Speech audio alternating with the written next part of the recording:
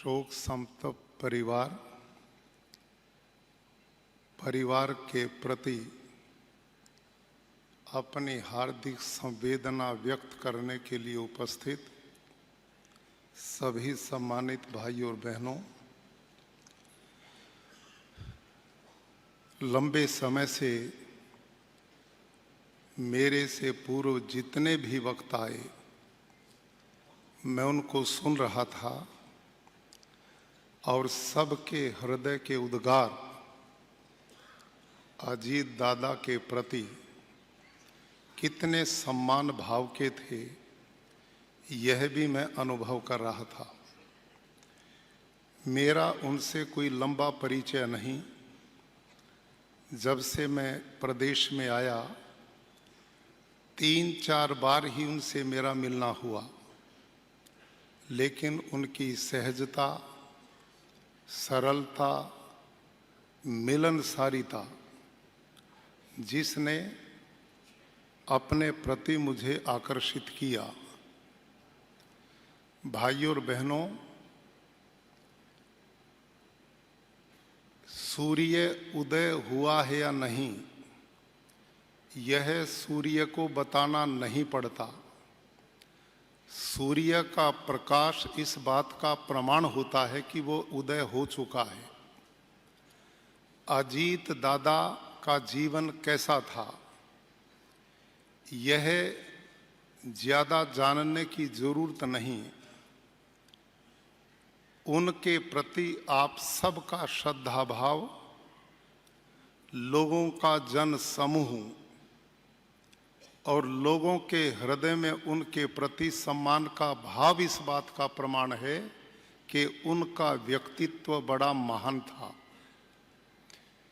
30 वर्ष का राजनीतिक जीवन जिसमें उन्होंने अपने कार्यों से एक छाप छोड़ी, इस प्रदेश के विकास में बहुत बड़ा योगदान किया।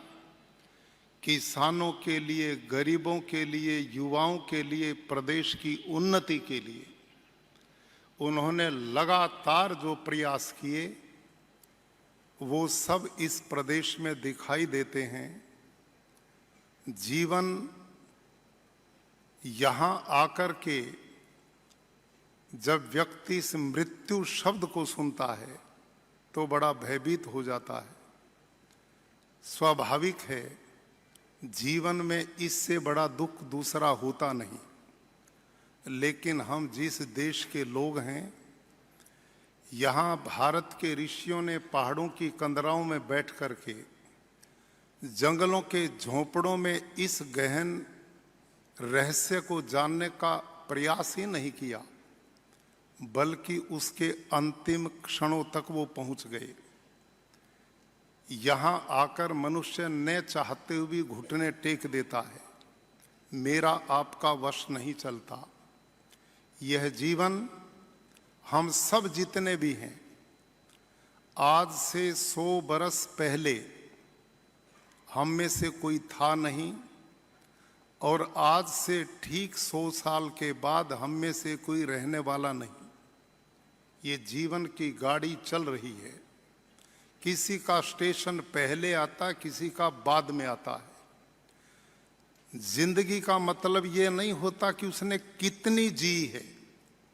जिंदगी का मतलब ये है कि उसने जी हुई जिंदगी में कितने लोगों के हृदय के स्पंदन को अपने अंदर अनुभव किया है।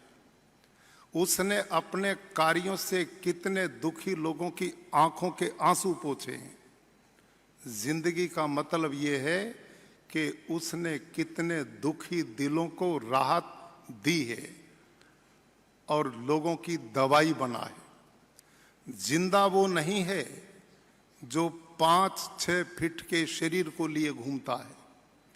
कीर्तिर यस्य से जीवति, जिंदा वो है जिसके अच्छे कार्यों के कारण जिसकी कीर्ति है, जिसका यश है, जिसका सम्मान है। भगवान राम क्या मर गए? योगेश्वर कृष्ण क्या मर गए? महापुरुष में वो क्या मर गए? आज भी जब उनका नाम लेते हैं तो हम सब के मानस पटल पर ऐसे अंकित हो जाते हैं जैसे कल हमारे बीच में थे, आज नहीं। असली चीज व्यक्ति के कार्यों से उसके व्यक्तित्व का पता लगता है। अजीत दादा ने जितना जीवन जिया बड़ी सफलता के साथ जिया, कर्म योग के साथ जिया, कर्तव्य निष्ठा के साथ में जिया। राजनीति में व्यक्ति वही सफल होता है जिसकी इच्छा शक्ति मजबूत होती है, जिसमें निर्णय लेने की क्षमता होती है। वो सब गुण पूर्व वक्ताओं ने हमारे बीच में कहे, इसी का परिणाम है कि उनका जाना दुखद तो सबके लिए है, लेकिन वो जितना जिए सबके लिए प्रेरणा का स्रोत बन करके जिए। नैनम छिंदंती शस्त्राणी नैनम दहते पावकः नय चैनम कलेद्यंत्यापो नय शोषति मारुता है। अजीत दादा शरीर नहीं थे, वो अमर आत्मा थे, वो कभी मर नहीं सकते। वो आत्मा है जिसको चिता की अग्नि जला नहीं सकती, जिसे पानी गला नहीं सकता, जिसे हवा सुखा भी नहीं सकती। वो शाश्वत हैं, अमर हैं। हमारे यहाँ तो भगवान कृष्ण ने कहा, वासांसी जीर्णानि यथा विहाय नवानि गृह्णाति नरो अपराणी तथा शरीराणि विहाय जीर्णानि अन्यानि संयाति नवानि देहि। ये परिवर्तन है, ये ट्रांसफर है, ये इस दुनिया का एक दस्तूर है। ऐसी परिस्थिति में हम सब के लिए ताकत देने की चीज केवल विवेक है, केवल सूझबूझ है, ईश्वरीय व्यवस्थाओं को स्वीकार करना है। किसी महापुरुष ने कहा था, मरने वाला यदि रोने से वापस आ जाए तो उसकी इंतजार में सैकड़ों बरस तक बैठ के रोया जा सकता है, लेकिन इतना सब कुछ करने पर भी जो व्यवस्था ईश्वर की जाने वाले के पीछे होती वो वापस नहीं आता।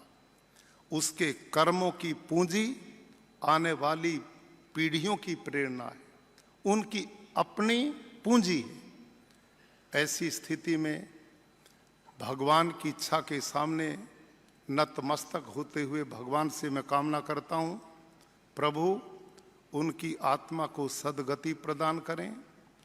परिवार को वियोग में जो कष्ट है, पूरे प्रदेश और उनके समर्थकों को जो बहुत दुख हुआ है, उसको सहन करने की क्षमता दें।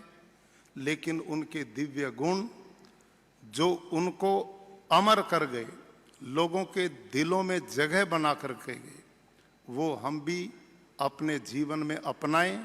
यही उनके प्रति सच्ची श्रद्धांजलि होगी। मैं उनकी स्मृति को प्रणाम करता हूँ, श्रद्धांजलि अर्पित करता हूँ। धन्यवाद।